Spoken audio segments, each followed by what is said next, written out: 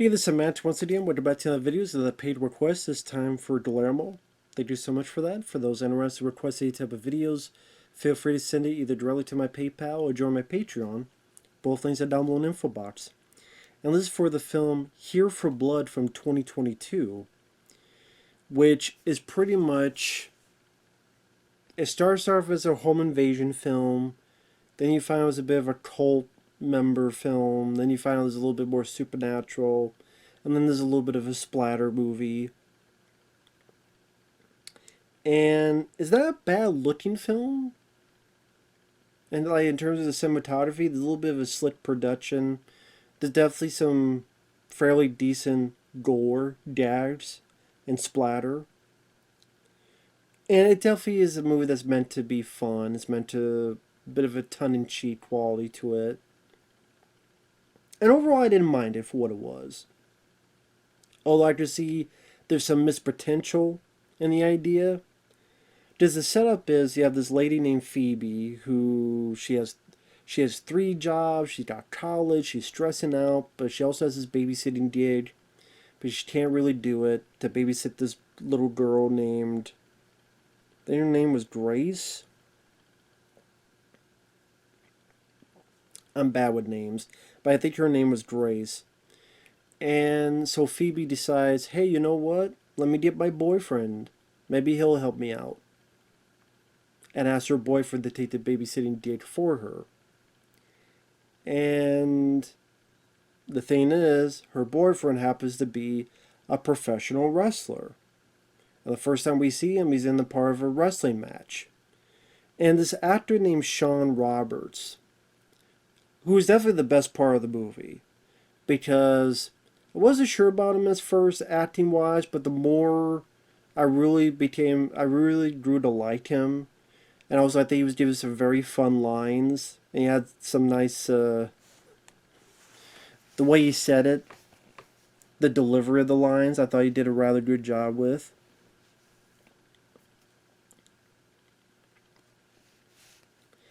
And some of the writing, like I said, I did not mind. I thought it was a bit better than average for having no hopes for this movie. Like right early on, I kind of sitting there going, I kind of wish they had gotten an actual wrestler to play this role. Not John Cena, but I know people don't groan like CM Punk, because I think he's really good with verbiage, and since he is a wrestler, he would know a bit of moves. Or maybe Adam Copeland, who's Edge, wrestler Edge. It would have been really interesting for him to do it. But here, I mean, they definitely wanted a guy that was much more muscular. I don't know, maybe someone like Kurt Angle, maybe someone like... If this is the 90s, of course, it'd be Roddy Piper, but this is 2022.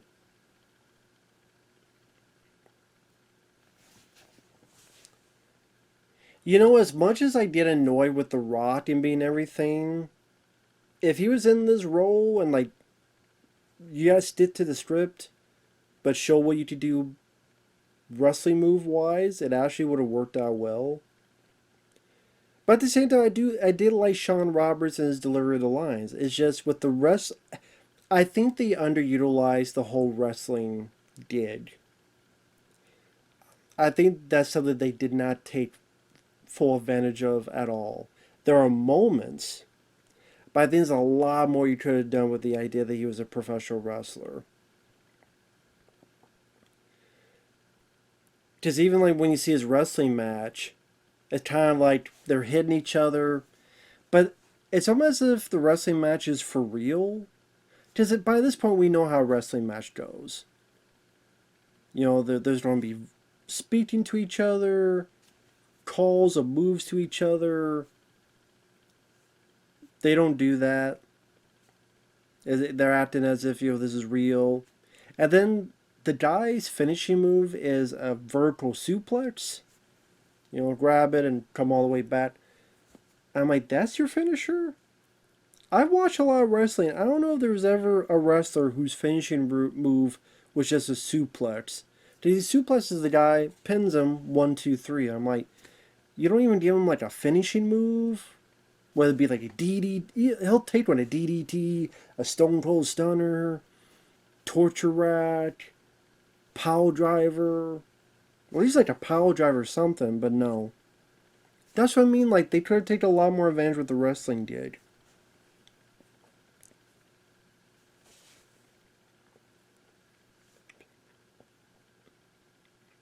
So again, the story is that he's now going to babysit this Grace girl, and the parents leave.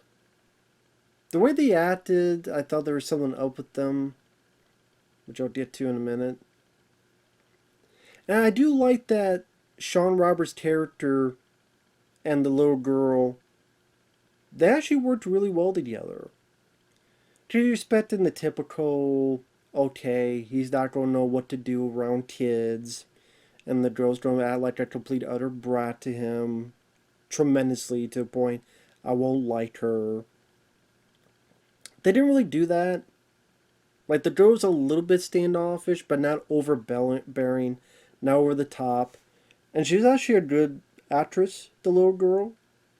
I think they casted that part very well. She wasn't irritating or annoying or anything. Again, Shawn Roberts, this is where you're getting the idea that he has some fun lines to give. Like, for example, he says something, oh, the guy's like a badass. And she's like, you said a bad word. And he's like, ass is a bad word? You homeschooled or something? Like, the way he said that made me laugh. But at the same time, they have a nice rapport with each other. Where she treats him, for the most part, well. Him vice versa. He's cautious. At one point, she tells about her actual dad, because the parents is like her mom and her stepdad, and they left for the evening. And mentions how her dad passed away. And it's like, hey, you want to talk about it? Like, it's a nice, sweet gesture. And like I say, it doesn't go for the typical, they hate each other. But by the end, they liked each other. Or playing pranks on him, like it's Home Alone or Mr. Nanny. I know, two very different references.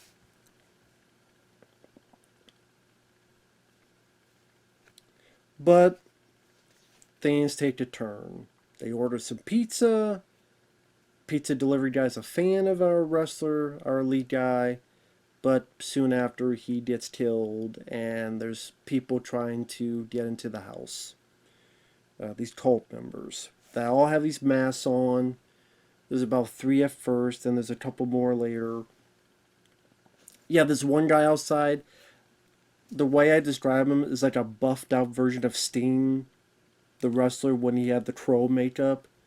But imagine like it's a mask. It's like a white mask. And the other people in there have these type of masks.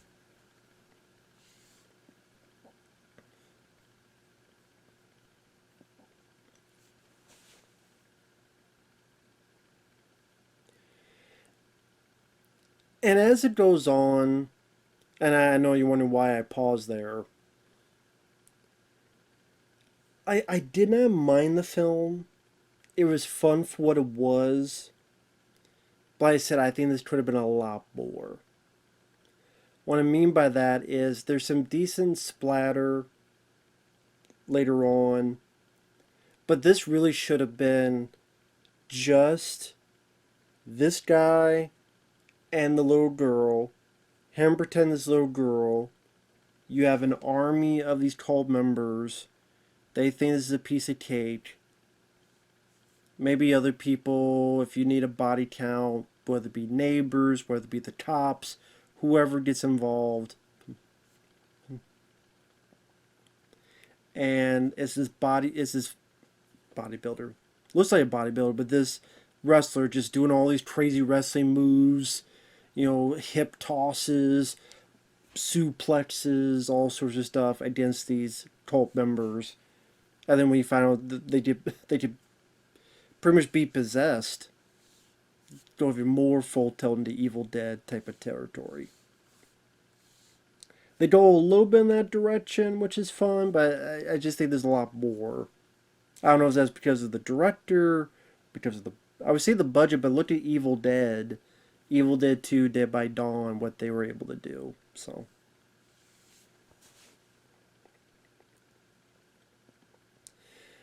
because you do a bit of stuff. There's this one bad guy who's a bit of a scrawny guy, and the running joke is that he always gets beaten up, so his face just like put into the grill. Nice effect where his skin's melting for a bit. And later on, he tries to pick up a knife, and our lead guy chops his fingers off. So the guy's always did something about him. This other guy he beats down. His girlfriend Phoebe, and then two of her friends stop by to see how her boyfriend's doing, but things don't work out well.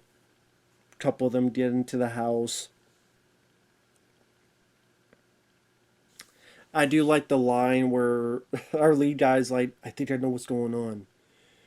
We are under attack by a gang of sex perverts." Of course, that's not the case, but he said it with conviction. And then, like, Phoebe asks, "Well, where's the girl?" "She's in the bathroom." "You left her in the bathroom?"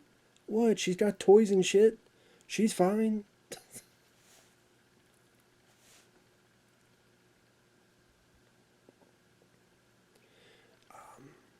And you get some nice gore. One gets, with the help of a knife, gets his head decapitated with a frying pan.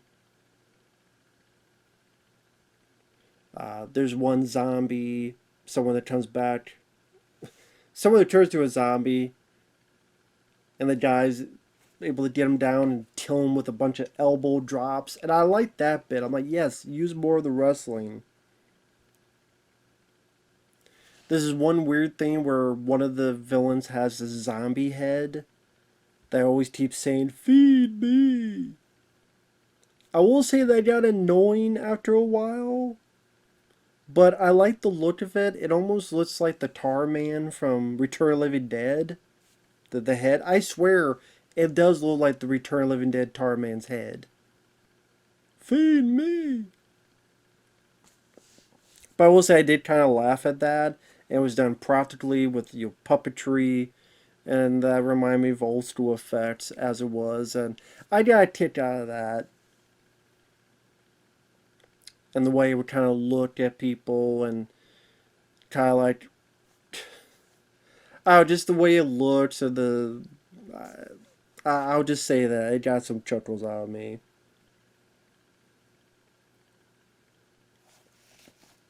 And like I say, there were quite a few times I laughed, especially not just because of that, but because of Shawn Roberts, the dialogue they give him. Like when he gets weapons and he gives everyone knives, he's like, "You too, kiddo." Everyone has a knife. "You too, kiddo." "No, you can't. She can't do it. No, I don't want her being out there defenseless. So you too, kiddo. Come on." Or what was the one line? "Oh, I'll show you fake, you hipster asshole." There's the one guy called Wrestling Fake, and that's when he does the elbows. They brace the guy's head open.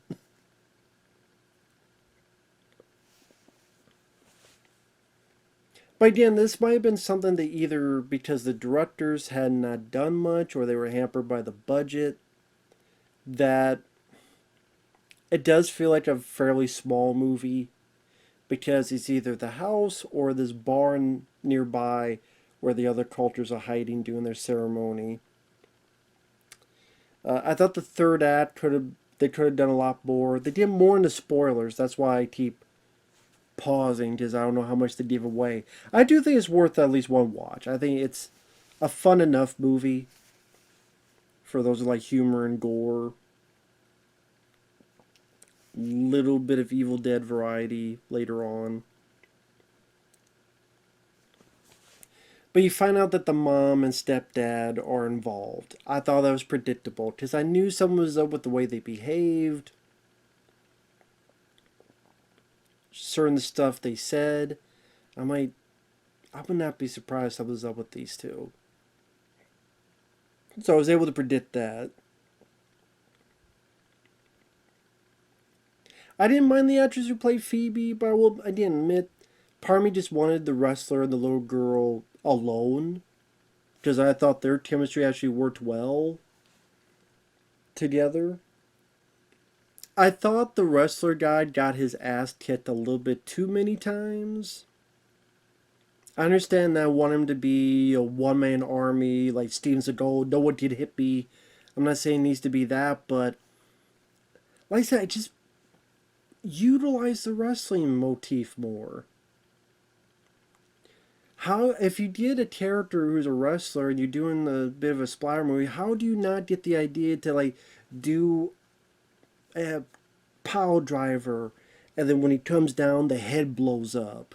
Or maybe do like a Stone Cold Stunner, but when he lands, the head pops off. Or he does one of these DDTs and it bashes the brains down. Or he does a clothesline, but clotheslines the head off. Or any amount of wrestling moves. The suplex. Since you showed a suplex in the wrestling move earlier, have him do a suplex on someone, and when the guy lands, it's impaled on something. Like maybe in the barn, maybe there'd be like pitchfork, and the pitchfork's on the ground. He picks the guy up, suplexes, and it lands around the pitchfork, like something like that. Because instead, the buff guy who looks like like a buff version of Sting kind of beats up the lead guy, going to feed him to the head that keeps saying "feed me," but the little girl helps out, and then the guy's head, wannabe Sting, is pushed into the zombie head and gets kind of scalped, and then our lead character does a little bit of a clothesline. There's a big buff guy that he fights much later on. But I mean, there's not much choreography to the fight other than kind of just punching back and forth. At one point, the lead guy gets him in the nuts.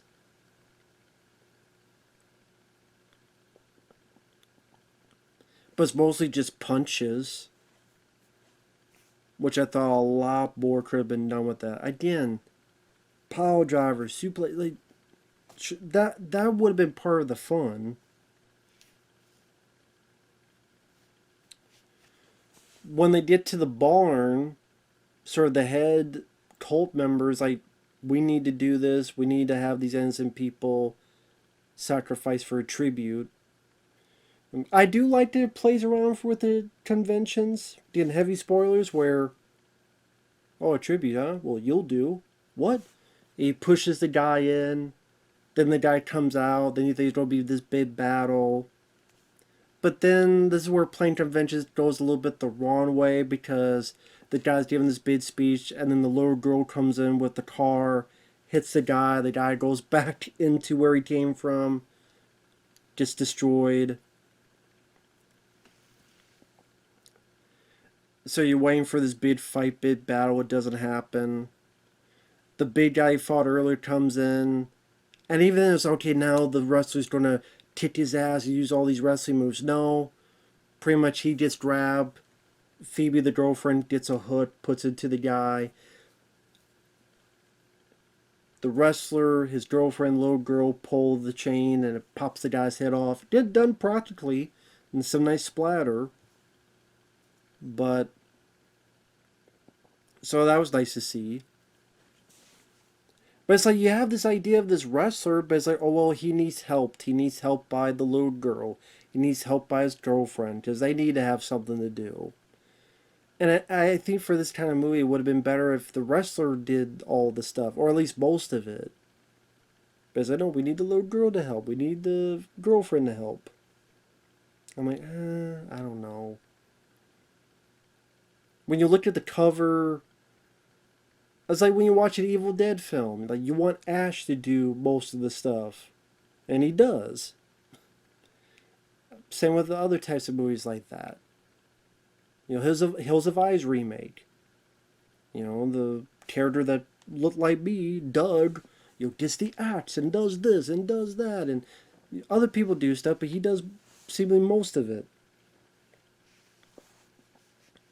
So again, I don't know if it's just because of the budget or because of something else. It does end on a sequel bait because everything's fine. The mom sadly doesn't get her just desserts, but I guess she's going to be arrested or something. Even though she's in the car with them when they drive away. So I don't know what they're going to do. Again, I just put her to jail or something. I don't know.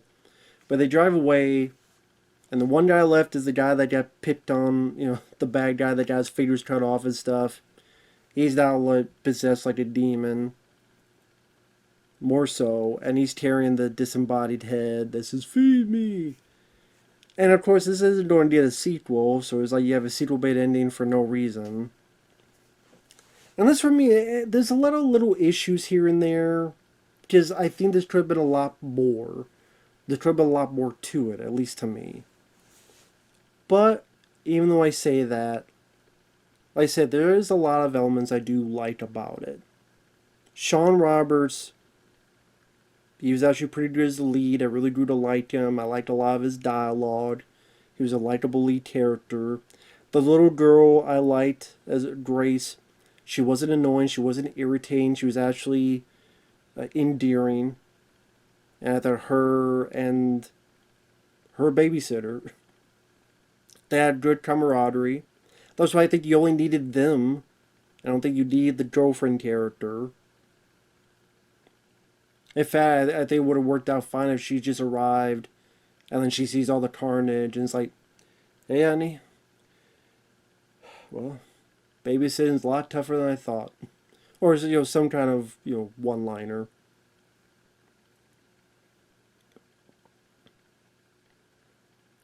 I did like some of the aspects, the zombie head was kind of interesting. Some of the gore, the nice splatter bits. Like I said, the wrestling motif, I think they could have been utilized a lot more. Would have been a lot more fun. I mean, maybe with a bigger budget you could have had. Because the fight scenes just come off as kind of meh. Slow, sluggish. Because he just kind of did these wild hits and punches. And not a whole lot of crisp, fast choreography. That's why either maybe have a smaller wrestler, get an actual wrestler who could choreograph. Like Roddy Piper and They Live when he fought Keith David. They helped choreograph that, and Roddy Piper had a few moves, and you could have one of the best fights in movies. But, again, as is, while I do have issues with it, did I have fun with it? Yeah, I had fun with it. I think if you looked at maybe the trailer, you looked at the marketing, if it intrigues you a little bit, it's worth at least one watch.